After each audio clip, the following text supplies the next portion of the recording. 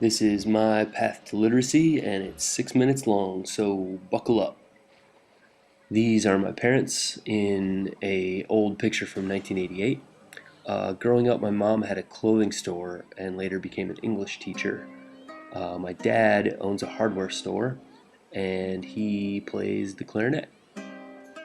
My mom loves to tell this story about how when I was 5, I was sitting on her lap and she was looking for something to watch on TV. And all of a sudden, I pointed to a paragraph in TV Guide and I started reading. I'm not exactly sure how true that story actually is, but I do know that my favorite thing to read during my young childhood were the Hardy Boys books.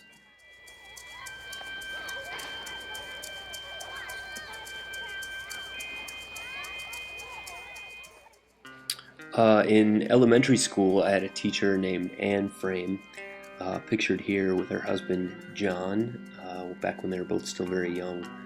And Anne was instrumental in getting me to read and write.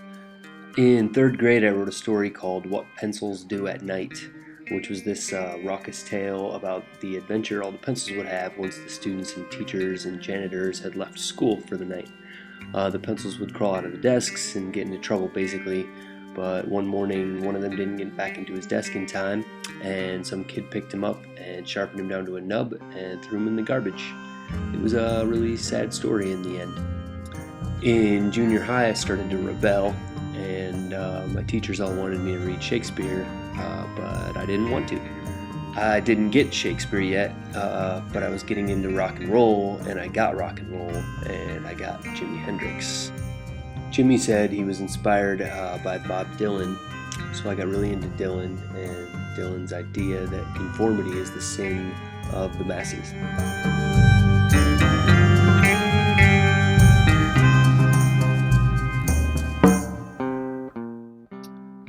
I was raised Catholic. My mother is a very liberal Catholic. I never really understood Christianity, however, and in high school I started to pull away.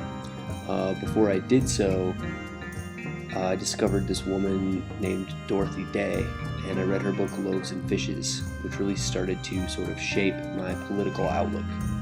I still didn't understand all the God stuff, but I was very inspired by the empowerment of the poor. It was around that time that Anne Frame reappeared, this time as the high school AP English teacher. My senior year was spent smoking weed and playing music, but two good things that happened anyway were that I got into Webster University in St. Louis, and Anne Frame gave me Zen and the art of motorcycle maintenance because she thought that the philosophy and the road trip would speak to me. In my first literature class in St. Louis, I got a Norton Anthology of American Literature, and I got really into Thoreau. I dove into Emerson. I started reading more poetry, Dylan Thomas, Elizabeth Bishop. I fell in love with Sylvia Plath. I read Ezra Pound, T.S. Eliot. I got really into William Carlos Williams, and I found my favorite poet of all time, the Godfather, Walt Whitman. My favorite professor at the time looked like Walt Whitman. His name was David Clewell, and he was the Missouri Poet Laureate. I saw Clewell read Allen Ginsberg's Howl at a jazz bar one night, and it got me really into the beats. And I had read On the Road when I was 16, but I went back to Kerouac and I read Kerouac again, and then I wanted nothing more but to drive west. So I went into David Clewell's office, which is right there behind him in this picture, and I told him I wanted to leave and drive west, and he told me to go for it. He just said to never stop reading or writing.